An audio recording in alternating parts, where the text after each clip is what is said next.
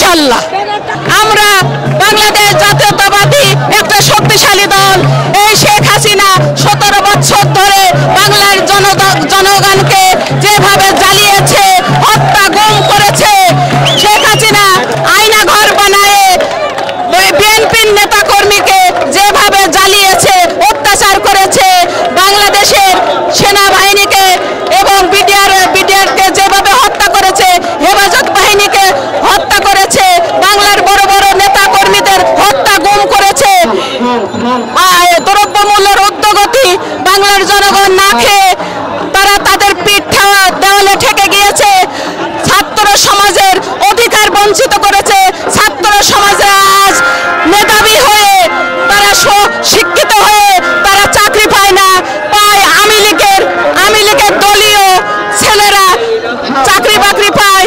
তাই বাংলার সকল জনগণ খেপেছে, খেপে আজকে আমাদের এই স্বাধীনতা, আজকে বাংলাদেশের সকল উন্নয়ন করেছে শহীদ জিয়াউর রহমান। বাংলার সকল জনগণ শহীদ জিয়াউর রহমান ছাড়া কোনো দলকে আর এই বাংলাদেশে মাথা উঁচু করে দাঁড়াতে দেবে না। শেখ হাসিনার অন্যায়ের কূপ অনেক দূর অতিবাহিত হয়েছিল, বাংলাদেশের জনগণের পিঠ দেওয়ালে ঠেকে গিয়েছে। বাংলার আপামর সকল জনগণ এই দেশে শেখ হাসিনাকে তাড়িয়েছে। শেখ হাসিনা মনে করে না যে আবার বাংলাদেশে আসবে এবং নেতৃত্ব দেবে।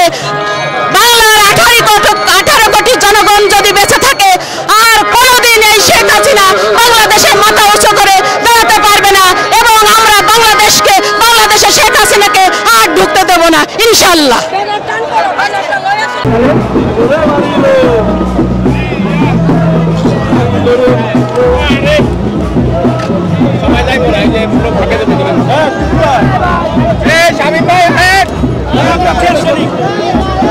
ভাই আমাকে বাইরে ছবি তুলেন।